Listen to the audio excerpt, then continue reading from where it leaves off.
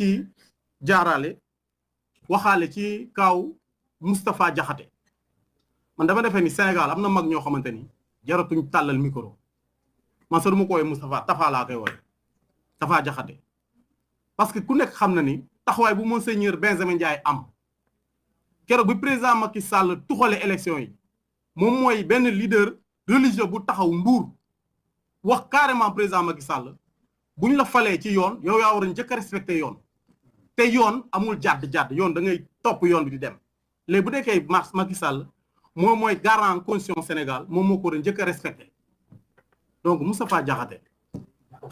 xanaa nag bu demee nag xanaa même bu yobb bu xanaa bu amee tuuti xel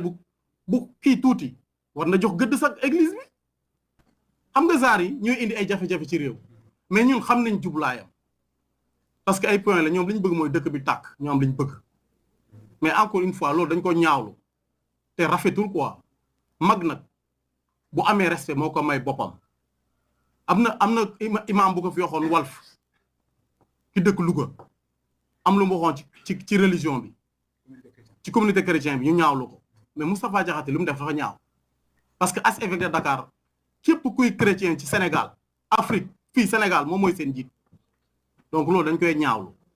léegi leneen li may wax mooy Sénégal dëkk la boo xamante ni li ñuy sonal ñun ñëpp mooy suñu constitution méngool ak suñu réalité loolu il faut ñu nangu Sénégal lépp loo xamante ni tey suñu diine ak suñu cosaan bëggu ko constitution bi da ko nangu loolu moo tax Karim faral di wax naan fekk amuñu ci réew mi école publique yoo xam ne dañuy jàngale 4-6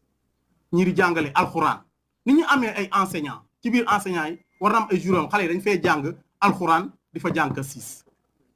parce que naxa bi mu ngi tàmbalee ci ki njëkk a jiite Sénégal mu ngi tudd Senghor ba muy waatul ci Bible et pourtant chrétien la naka lañ nekk ci dëkk boobu dañ naan 95% musulman la 5% chrétien xëy na 0,% religion traditionnelle yi mais léegi bu ñu nekk ci dëkk boobu ay aji ngëm ñoo fa nekk est-ce que ki ñuy jiite jaadu na mu nekk chrétien di waat ci leneen lu dul Bible ci constitution lay waat Abdou Diouf ci alxuraan la waroon waat Abdoulaye Wade ci alxuraan la war a waat léegi fekk Sénégal amul njiit yoo xamante ni tey prochain président de la République li ñu ci bëgg mooy bu dee musulman la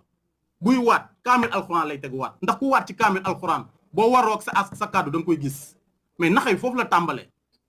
te loolu ñun ñoo ko war a bañ ñun ñi nga xamante ni ñun lañ jiital parce que constitution bi dafa bëri ay naxay mbaay la preuve LONASE bii